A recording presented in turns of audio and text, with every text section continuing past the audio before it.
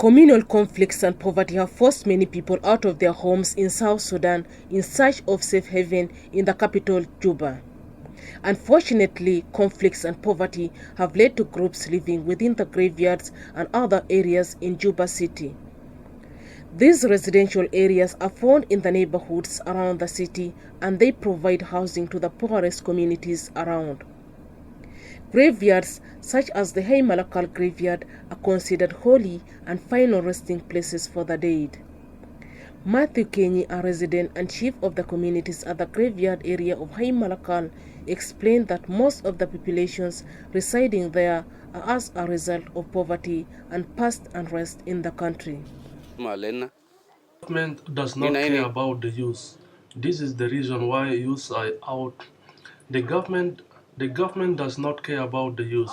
This is the reason why youths are out of their homes. They don't stay. The government does not care about the youth. This is the reason why youths are out of their homes. They don't stay at home constantly. No schools. Staying at home is difficult because of problems. This is why the youth have left their homes. These houses are initially built using poor materials which are cheap or free, like cardboard, wood, corrugated metal, and plastic sheeting.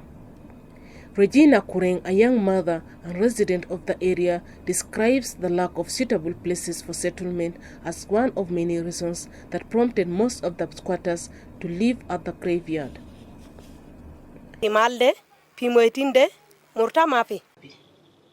With these dead people, we are not happy. Since we came here, the dead people visit us at night as a dream, and you don't know which tribe is that.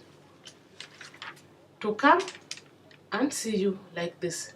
The makeshift they are building, each of them has graves within. If it rains, you find your leg deep in the graves. Emmanuel Kenyi, a youth of the area, said they need services like education to keep them occupied and abstain from crimes. We hear what we want plots, schools, water, security, places. If they give us these services, we shall go away. We don't have places. Not far from the graveyard is Mahad Primary School, which has also been occupied by squatters that left their homes as a result of the 2013 conflict in South Sudan.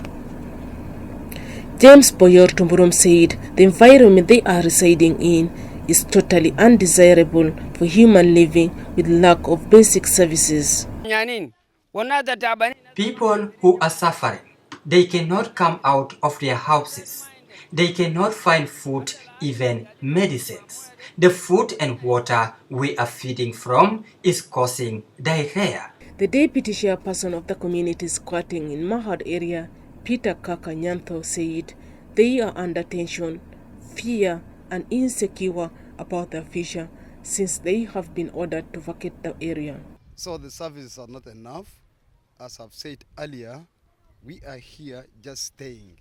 We don't have any services, either by the government or by the organizations, just simply because the owners of Mahad here, the landlord, says he don't want any NGO again to come here.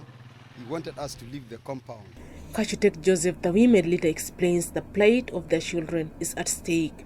With no basic services like education, makes them vulnerable to criminal activities. But we don't have places to go to.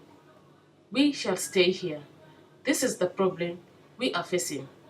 Hunger too much. Sickness. No school. Our children moves the whole area. Nobody is concerned. If you want to handle these children, you cannot. And we women don't have food in order to give our children. No food. The mayor of Juba City Council, His Worship Michael Ladu Alajabu, said as City Council, they are planning to organize and minimize unnecessary settlement around the city areas.